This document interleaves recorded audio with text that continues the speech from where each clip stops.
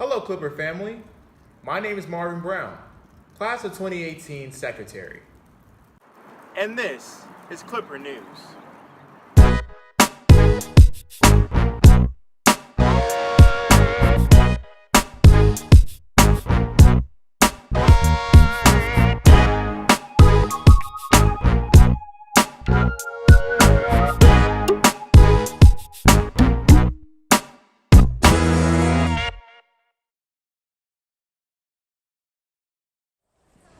Wow, it's a new year. This is the time where people make New Year's resolutions that help benefit themselves and others.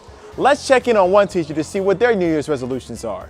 So I think that teachers often see the beginning of the year in September, not so in January, but it is nice to sort of reflect midway through the school year on what we can improve on now that we've sort of taken a deep breath over the winter vacation, since it's our first real moment to relax and take everything in.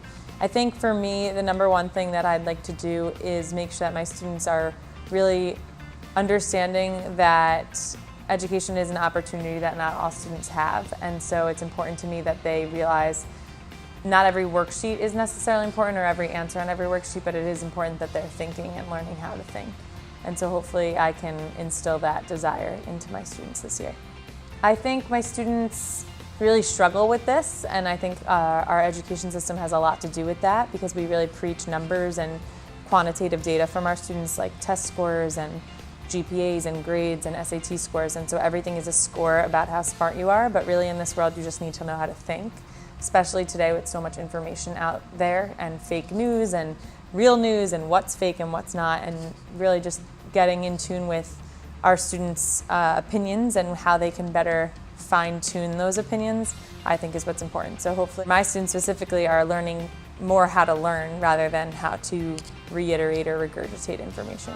I think it is important for students to stop quantitatively grouping themselves. So what I mean by that is stop rating yourself based on a number. So if we're talking about academic resolutions, we're talking about things that they can qualify, that they can measure, but aren't necessarily like, I'm going to get an A in AP World History.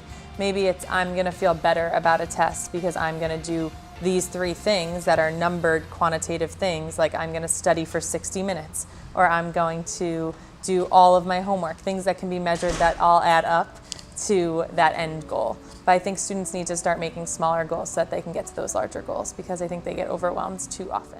It's great to hear from our very own staff about how they plan on making this new year rock. However, students have New Year's resolutions too.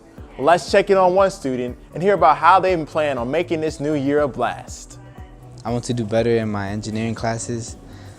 Engineering is something I want to be in the future, and if I want to, say, be a mechanical engineer or electrical engineer, I should do better in the classes I'm in now. I feel as if I were to do better in these classes, I could influence my peers in those classes to do better as well, and they can be as successful as I want to be.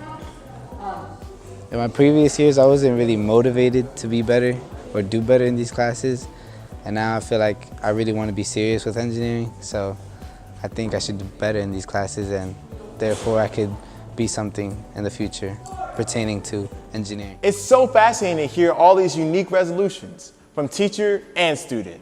One resolution I have is to stay strong until graduation, which I hope is every senior's resolution. I'm Marvin Brown, and you're watching Clipper News. Happy New Year's, everybody!